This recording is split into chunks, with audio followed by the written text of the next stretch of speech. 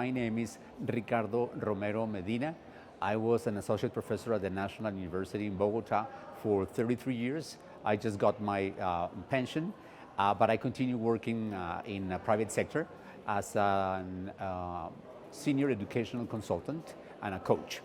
And I am also happy to see that you're having the fifth event for the master's program. I have always seen that there is a lot of power in getting people together to listen to others and to share research findings, to listen to what is happening outside and inside. So I value this moment, and I am also happy to be here.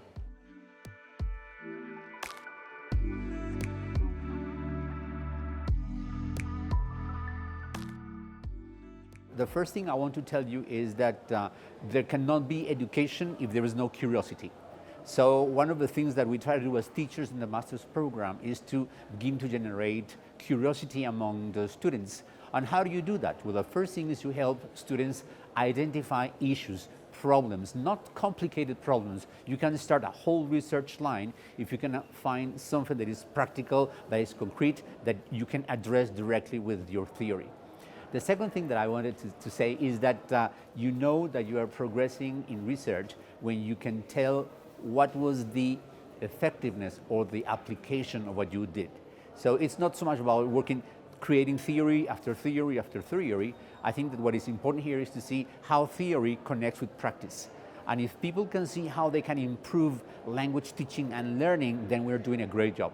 I think that the experience at the university has been that through the different courses, students are taken to a place where they can reflect, and based on the reflections, they can identify issues, and then with the identification of issues and the theory that they know, they begin to put those things together to create practical resolutions or solutions to problems they find and they encounter every day in the language classroom. Yeah.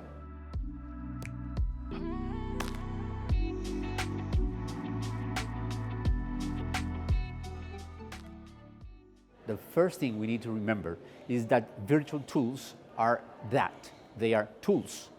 And tools are not the end or the objective.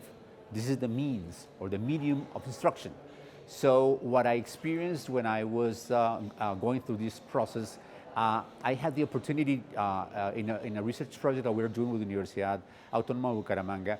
I had the opportunity to observe 64 classes face-to-face. And then a year later, they invited me to do the same sort of observations to see if there were changes in methodology and everything. And in the middle of that, the pandemics came.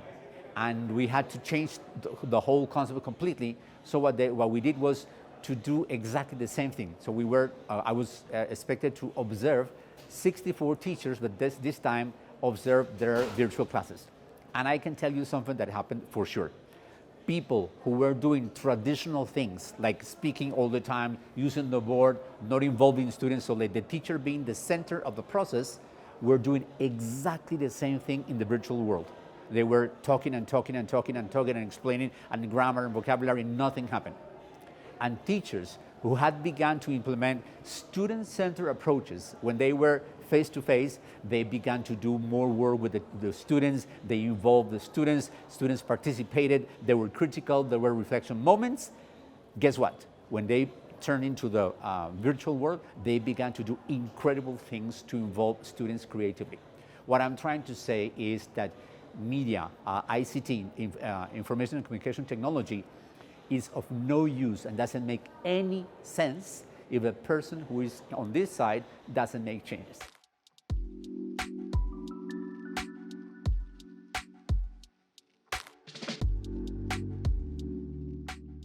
I would like to take your question in three different levels. And the first level has to do with understanding our context. And our context in Colombia, after 65 or more years of war, is a very particular one, because of the changes that are happening in this moment in society and in the government, of course. So this is not me, I am trying to remember who it was, I think it was Mandela, but somebody famous said that if the wars are born in the minds of a people, it is in the minds of a people that we need to begin to construct peace. So that answers the first part, which is working in terms of peace. The second thing is the role of education in bringing equality equal access. I'm going to be talking about equality, diversity, and inclusion. I think that those three things, the three concepts are very important because it is only through education that people can understand that if you're different, that if you think in a different way politically, that if you have a certain orientation, if you believe in another religion, that doesn't make you any different. Or if you're from Venezuela or from Colombia or from any other place. So it is through education that we learn not to discriminate. And this is how we begin to integrate everybody. The tactics that we're using at the moment in terms of the role of education is precisely that through the tools that you get in education, you can literally change the whole perspective of the country, of the city, of the school. And I just need to add a little thing here, and it is that we are teaching languages, right? And this seminar is basically about language teachers. Well, something that I will mention tomorrow is that in the English classroom, in any school, we talk about everything. You talk about family, sports, food, everything. So the power that we have as English teachers is that literally you can begin to make huge transformations in the way people think. So that was studied by Piaget, but Luria, by Vygotsky, many other authors that have studied the relationship between language and thought. So if we can do something that is solid, consistent in the language classroom, you begin to see that people change their minds. There are studies that say that people who are bilingual are much more respectful and tolerant with the differences.